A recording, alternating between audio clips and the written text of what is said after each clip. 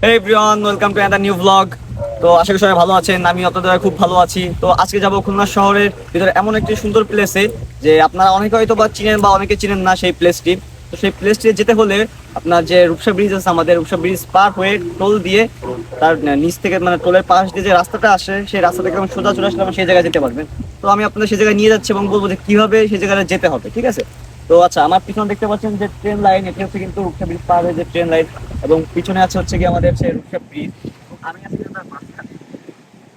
আপনারা তো বা বুঝতে পারছেন যে আমি কোন জায়গার কথা বলতেছি বা কিভাবে আসতে হবে, আপনারা অনেকে বুঝতে পারছেন। আর যারা বুঝতে পারেন তাদেরকে বলতেছি আমি যে আমাদের যে রূপসা ব্রিজ আছে, যে ব্রিজ পার হয়ে যে টোল প্লাজাটা পার হয়ে টোল প্লাজার সাইড থেকে যে রাস্তাটা চলে আসে, সেই রাস্তা থেকে একদম সোজা আসলেই আপনার সেই জায়গাটায় আসতে পারবেন। তো চলেন আমরা সেই জায়গায় চলে যাই। এই হচ্ছে সেই রাস্তা, যে রাস্তা দিয়ে আপনাদের আসতে হবে, এবং এই রাস্তা ধরে সোজা আসলে যে আপনার যে ব্রিজটির কথা বলতে হবে ভিডিওতে, এই ব্রিজটির সাথে কিন্তু সেই প্লেস, এই প্লেসের কথা আমি বলতেছিলাম।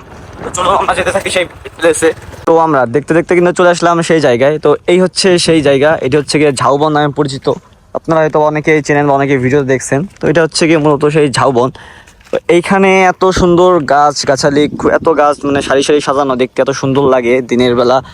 হ্যাঁ, এবং রাত বিকাল দিকে আরো বেশি সুন্দর লাগে। বিকাল দিকে এখানে আসলে প্রকৃতির সাথে কিছু সময় আপনারা কাটাতে পারবেন। এখানে কিন্তু খুব সুন্দর বাতাস হয় বিকাল টাইমের দিকে, এবং ছবি তোলার জন্য কিন্তু খুব সুন্দর একটা জায়গা। কিন্তু এখানে এখানে আপনারা ভিতরে গিয়ে খুব সুন্দর মানে প্রকৃতির সাথে আপনারা ছবি তুলতে পারবেন, প্রকৃতির সাথে কিছু সময় উপভোগ করতে পারবেন। তো চলুন আমি ভিতরে যাচ্ছি এবং আমার সাথে দেখতে থাকুন যে ভিতরে পরিবেশটা কেমন। তো আমি কিন্তু ভিতরে চলে আসছি। তো এই হচ্ছে সেই রাস্তা, যে দুই সাইডে গাছ, ভিতর দিয়ে সুন্দর একটা সরু রাস্তা চলে গেছে, দুই সাইডে গাছের সমারোহ, এত সুন্দর লাগে দেখতে।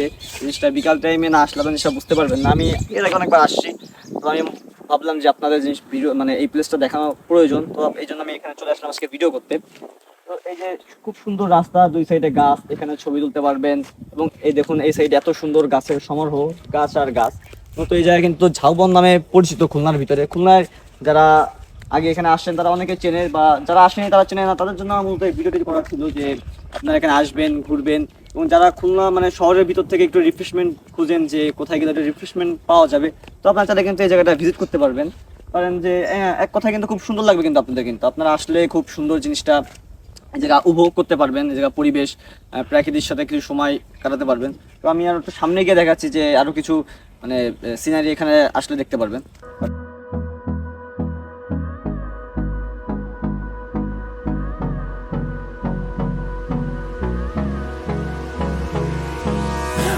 তো এই যে এই রাস্তা ধরে সোজা সামনে হেঁটে আসলেই আপনারা দেখতে পারবেন যে মাঠের উপর মাঠ।